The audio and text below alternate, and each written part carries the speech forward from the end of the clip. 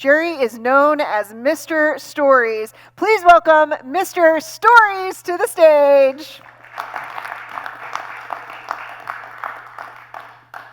We all want to be remembered, to leave our mark on the world and pass down our wisdom and experiences to future generations.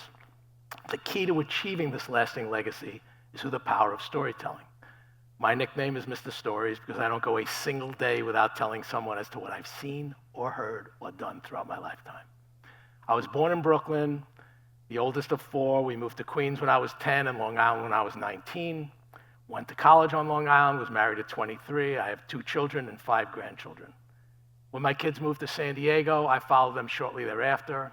As you can tell, family is very important to me, as it is for most of us. After moving to San Diego, I realized how many twists and turns I've had in my life and how impactful it would be to tell my story. But more importantly, I found myself wanting to hear stories from others.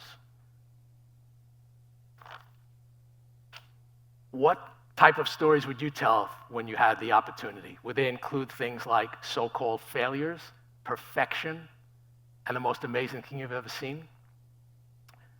Take Thomas Edison, for example. Thomas Edison so-called failed at making the light bulb over 1,000 times. People used to come over to him all the time and ask him, "Why do you keep doing this?" And he would simply say, "I just found another way not to do it." And then there's Tiger Woods when it comes to perfection. At one time, Tiger Woods was, without question, the best golfer in the world. What did he do during that time period? He changed his stroke 2 times. I guess he thought it wasn't perfect enough. For me, seeing the birth of my children was the most amazing thing I ever saw. Holding them for the first time and walking down the hallway in the hospital to see my parents and tell them about it was just unbelievable. And on a side note, I found that there is no such thing as perfection and no such thing as failure. Failure is feedback. Now you know not what to do, and you have to do something else, something else, something else, till you get it to where you have to get it to. And as far as perfection, yes, there are perfect moments. Yes, there are perfect times. Is it always perfect? We know that that does not exist. A study conducted by Marshall Duke, a psychologist at Emory University, found that children who know more about their family's history have higher self-esteem and better family functioning. The key to this research is that it can positively impact the resilience of children and their belief of a better belief system, and impact future generations. The stories we tell just don't convey information, they impart the values and beliefs that are the core to who we are. When you share stories about the choices you've made, the challenges you've overcome, and the principles you've lived by, you instill these same qualities in your loved ones. Your stories become a blueprint for how to live a meaningful life. As part of my story, I realized that when your back is against the wall, you see that you know more than you think you know. For instance, I had just lost my job. I was driving home on the Belt Parkway, for those of you who might know that road in Brooklyn. And I decided to call a distributor of gasoline in Brooklyn. I called him, and before I was off the Belt Parkway, not only did I have a new job, I had a business to run. I told him about all my connections and relationships I had in the gas station business.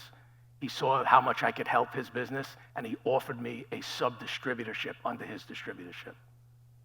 So before I was even off the Belt Parkway, I had a new business to run. Did I have any clue that this could happen so quickly? Obviously not, but it happened. And then there was the story about my house. We were moving. I was just about to walk out the door. Literally, my finger was on the door to lock it, open it, and then lock it back up. And there wasn't a thing in the house. Not a thing, not even a fork or a spoon or a glass or anything. My attorney calls me right before I'm doing this, and he says to me, "Jerry, there is no permit for the deck outside your kitchen. Without this permit, there is no deal." Silence on both ends of the phone. I hung up. I told him I have to go. I hung up. I found out where the town hall was. I went to the town hall, and to my utter amazement, they gave me the permit right on the spot. I thought it was going to take weeks, months. I didn't know what was going to happen. I was amazed, totally amazed. I didn't give them any gifts. I didn't give them any money. They just gave me the permit. And one other small little story that I want to tell you, which how I turned a negative situation into a 20-year positive. My friends and I joined a modified fast-pitch softball league. And in the third week of the very first season we played, the umpire called me out on strike 2. I went over to him after the inning and I said, "You called me out on strike 2." And he said to me, "I'm so sorry. The clicker in my pocket for the balls and strikes got stuck. I'm just really sorry." That guy did me one of the most amazing favors I could ever imagine. Why? Because every time I got to bat, from that at bat forward for 20 years, I zoned in that much more and played better than I ever could have imagined that I would play. And I realized years later how you can put a positive or a negative spin on just about anything. And I've been doing that for years, and it has totally changed my life. Now, what I do is I wrote a book, which was mentioned. The name of my book is We're All Crazy, Get Used to It.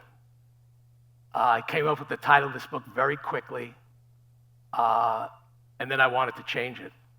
Couldn't change it because everybody loves the name of my book, because of all the things that we're going through today in the world. We've been made to be a little crazy. So that's one thing that I did. And my book is 116 pages with 43 chapters. And that was also from a situation that where a negative turned into a positive. The publisher sent me back my manuscript with no chapters. And I said to him, "Nobody's going to read a book with no chapters. That's ridiculous. It's like a run-on sentence." And it is. And as a result, he gave me the idea of making more chapters than I ever would have thought. So that's another way that I took a negative situation and turned it into a positive. For me, what I did, besides writing my book, I did 2-minute videos on Facebook for 3 years, 6 days a week. And I now do them only on Mondays, and I post them on Facebook, LinkedIn, and Instagram. And I also realized that, well, let's put it this way. There are all kinds of different ways that you can do things as far as writing a book. You could write a book. You can go on social media. A lot of people don't like social media. I've always felt social media is good and bad, like most things in life. There are good things about it, there are bad things about it. But as far as, I try to get people to use social media in some kind of way. I mean, there's so many channels. You have Facebook, LinkedIn, Instagram, TikTok, Twitter. There's all these different ones. So for anybody who's skittish about getting on social media, just go on LinkedIn. LinkedIn is for business. You tell people what you did do for a living or what you do for a living. And it's just a good way to get your story out there. And in the end, the legacy we leave behind is not just about the physical things we accumulate or the stories or the accolades we receive. It's about the stories we tell and the connections we forge and the stories we tell. But in the end, just remember that we're all still here. And we should all look to tell our stories.